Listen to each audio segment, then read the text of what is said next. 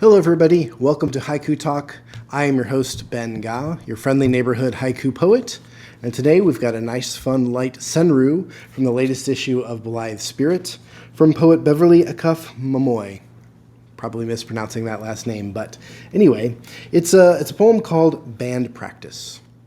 So sit back, grab yourself a tasty beverage, and let's get to some senryu.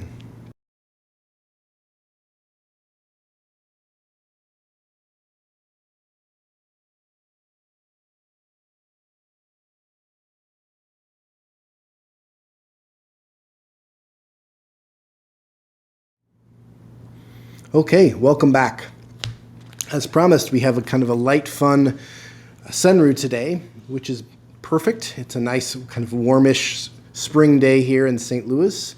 A little bit overcast, a little bit drizzly here and there, but the trees and flowers are blooming. So it's kind of bright and light, and we're going to keep it that way with today's poem. And that poem goes like this. Band practice. The trombone taller than the trombonist. Band practice.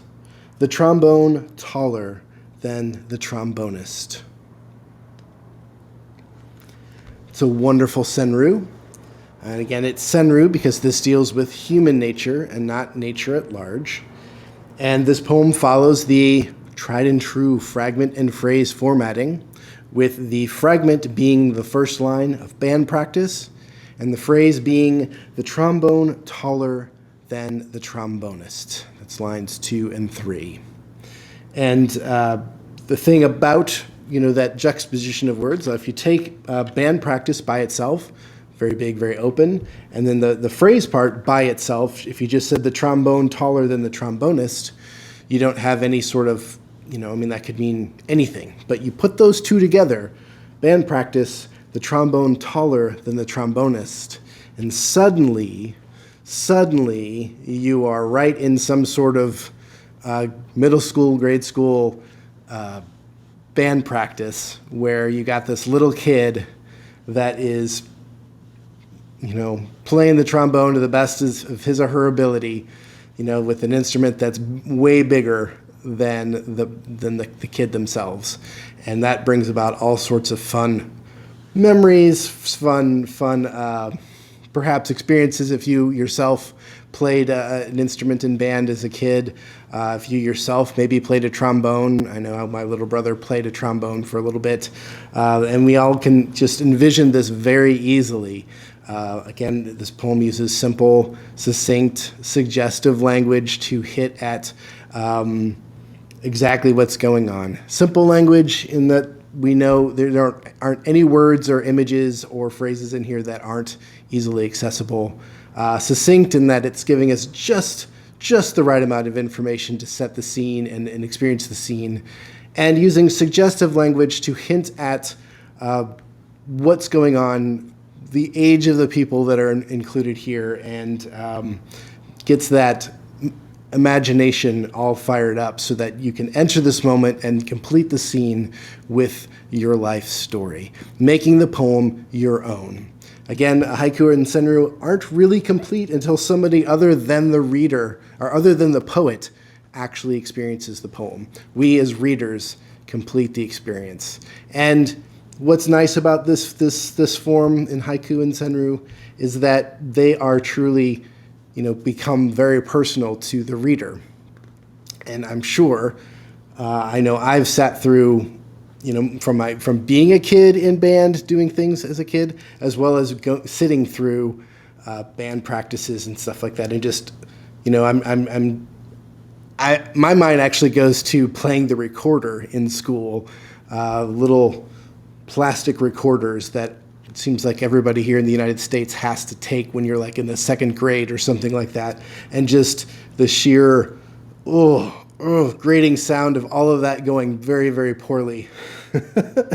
And in my scene that I'm stepping into in this band practice, and it's practice, which tells us that this is not a band performance, which has its own unique abilities to go right or wrong for kids.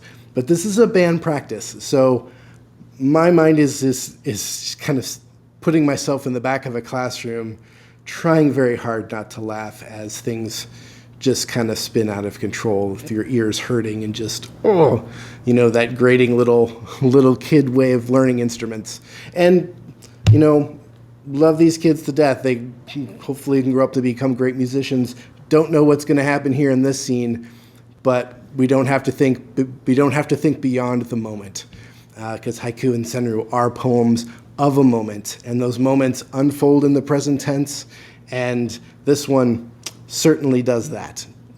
Beverly did a great job with this. So let's break this down line by line like we do, and just see what's going on. Now that first line is band practice.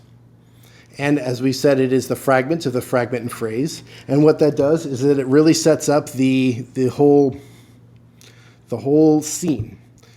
It kind of grounds us in a place. It grounds us at an event. It tells us where exactly we are. So whenever you encounter band practice, you're going to go to a specific place in your head. And then I'm going to want to read on to line 2 to see, okay, tell me more about band practice. Now, line 2 is the trombone taller. The trombone taller. It's a very fun line. To end on the word taller, the trombone taller, that's just great. I mean, you can't help but go to line 3, but it's just kind of an amusing line.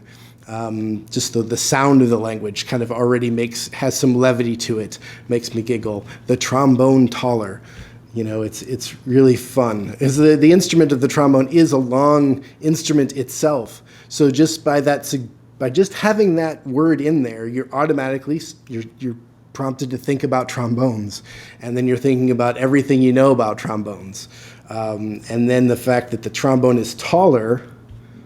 Like ... Okay, let's go to line 3. The trombone is taller than the trombonist.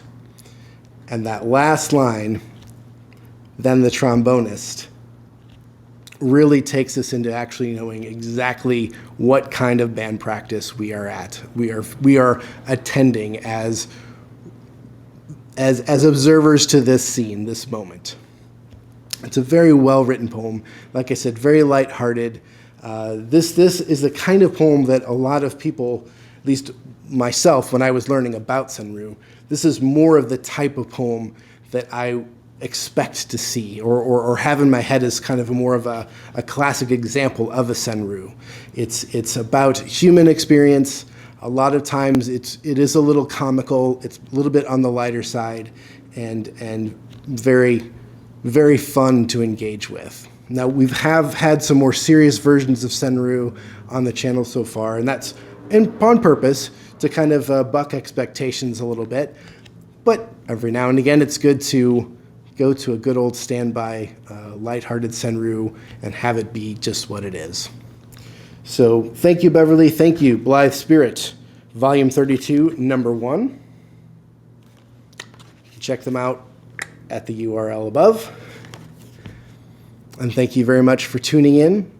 Like this video if you liked it.